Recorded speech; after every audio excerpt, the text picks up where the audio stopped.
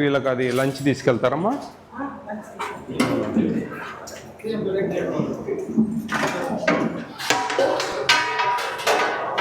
Lunch ఏం curry?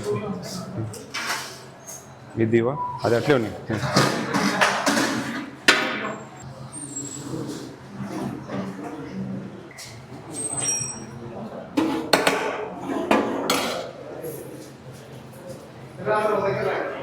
భోజనాలని బాగుంటాయి.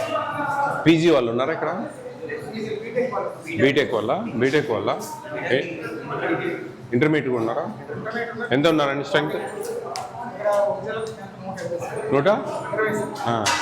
100 ప్రజెంటా?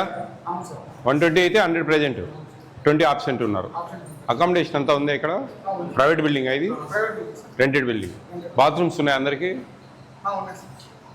ఇంతమందికి యాడ్ ఉంటాయా బాయ్? 7 ఉన్నాయా? డబ్బాలు తీసుకెళ్తారా లంచ్? ఒకటే డబ్బాలో పెట్టుకుంటారా 2 కర్రీసు? ఏరా మాట్లాడండి, ఏం చిన్న పిల్లలా మీరు? బాక్స్ పట్టుకెళ్తారా? మధ్యాహ్నం వచ్చి తినేస్తారా? ఇక్కడికి వచ్చి తింటారా?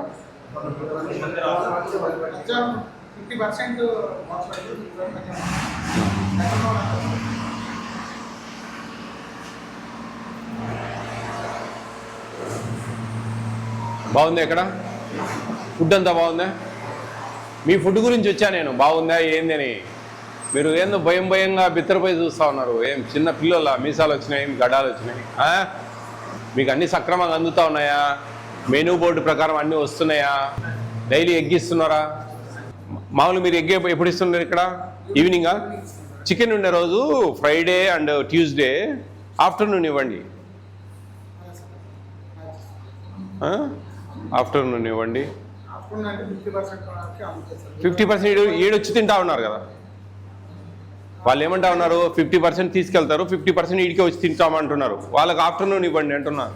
మార్నింగ్ పోయే వాళ్ళకి తీసుకుపోవాలి. మార్నింగ్ ఇప్పుడు బ్రేక్ఫాస్ట్ పడితే ఉడకబెట్టండి, తీసుకుపోయే వాళ్ళు తీసుకెళ్తారు, లేని వాళ్ళు మధ్యాహ్నంలో తింటారు లంచ్లో. అట్లా. ఎందుకంటే చికెను ఎగ్గు 2 ఒకసారి ఇవ్వాల్సిన అవసరం లేదు. అట్లా విడివిడిగా. ఏమన్నా బాగాలేనివి ఉన్నాయి మీకు ఇక్కడ? టేస్ట్ లేనివి కానీ అట్లా అన్నీ బాగానే టేస్ట్గానే ఉంటున్నాయా? మీకు చెప్తే మీ కోరికలు నెరవేరుతాయి, లేదంటే మీ కర్మ. ఏదో ఇక్కడ భయపడిచ్చేది బెదిరించేది కాదు. మీరు ఏదైనా చెప్తే కొన్ని మారుస్తాం. ఎట్లా అమ్మా? మిల్క్ ఎందుకు ఇవ్వట్లేదండి? ఎందుకు ఇవ్వడం లేదు మిల్క్? అక్కడ బోర్డులో అంతలా బోర్డు రాసి పెట్టారు కదా, ఉదయం 7 గంటలకు పాలు అని. బ్రేక్ఫాస్ట్కి ముందు మిల్క్ ఇవ్వాలండి. అన్నిటికీ అలాగంటే కుదరదండి, మీరు అర్థం చేసుకోవాలా. మనము ఆ మెనూ డివైడ్ కాకూడదండి. వాళ్ళని అడిగే మేము చెప్పేది మేడం. మా పిల్లలు పోయి అడుగుతారు కొంతమంది అక్కడ ఇక్కడ ఏం జరుగుతూ ఉన్నాయని. కొంతమంది చేత స్లిప్స్ రాపిస్తాం. ఇది మాకు ఉంటుంది అట్లా. దానికోసమని ఆ అడ్జస్ట్మెంట్. అట్లీస్ట్ ఆల్టర్నేటివ్స్ అని ఇవ్వండి. మిల్క్ 6 రోజులు ఉంది కదా, 3 రోజులని ఇవ్వండి. కొన్ని వాటర్ కోసమని మిల్క్ కొద్దిగా ఎక్స్పెండిచర్ దాన్ని పెడుతున్నామని చెప్తున్నారు. ఆల్టర్నేటివ్స్ పెట్టిద్దాం. ఆల్టర్నేటివ్స్ పెట్టిన అడ్జస్ట్ అవుతుందిలేండి. మీరు వాటర్ క్యాన్స్ కూడా ఆ వాటర్ ప్లాంట్లతో మాట్లాడాలా. బాబు ఇది పేద పిల్లలది హాస్టల్, నీళ్లు లేవాడ, కొంచెం తగ్గించి ఇవ్వండి అని అడగాల. మీరు ఏదైనా మీ ఇదండి, మీ ఇన్ఫ్లుయెన్స్, మీ టాలెంట్ అట్లా ఏదన్నా మీరు ఇన్ఫ్లుయెన్స్ చేసి తగ్గించి మిల్క్ ఆల్టర్నేటివ్స్ ఇవ్వండి. పిల్లలు ఎదిగే పిల్లలండి, బాగా గట్టిగా తింటారు మంచిగా. వాళ్ళు బాగా హ్యాపీగా తిని బాగుంటేనే చదువుకోగలరు, చదువుల మీద కాన్సన్ట్రేట్ చేయగలరు. లేకుంటే ఎట్లయితుంది? ఇంకా టిఫిన్స్ అన్నీ బాగున్నాయా? ఉప్మానా? ఉప్మా మారిస్తే బాగుంటుందా? ఎగ్ ఫ్రైడ్ రైస్ పెడదామా? ఉప్మా బదులు ఎగ్ రైస్ అయితే ఆ రోజు ఎగ్ ఉండదు, బాయిల్డ్ ఎగ్. ఆ ఎగ్గు సేమ్ అండి. ఉప్మా రవ్వ, ఉప్మా చట్నీ, వాటి బదులు ఆనియన్స్ ఆయిల్ బాగా ఫ్రై చేసి ఎగ్స్ ఎంతమంది ఉన్నారో అన్ని ఎగ్స్ కొట్టి వేయాలి. మళ్ళీ ఆ ఎగ్స్ మిగిలించుకోకూడదు. ఎందుకంటే బాయిల్డ్ ఎగ్ అంటే కౌంట్, ఈ కొట్టిపోసేటి కౌంట్లెస్. మీరు 10-20 తీసి పెడితే వాళ్ళ కడుపులు కొట్టింటే లెక్క. అట్లా కాకుండా అన్ని గుడ్లు కొట్టి ఫ్రై చేయాలి. ఫ్రై చేసి రైస్ వేసి మంచిగా చేసి కొంచెం కొత్తిమీర చల్లండి, అయిపోతుంది. ఓకేనా?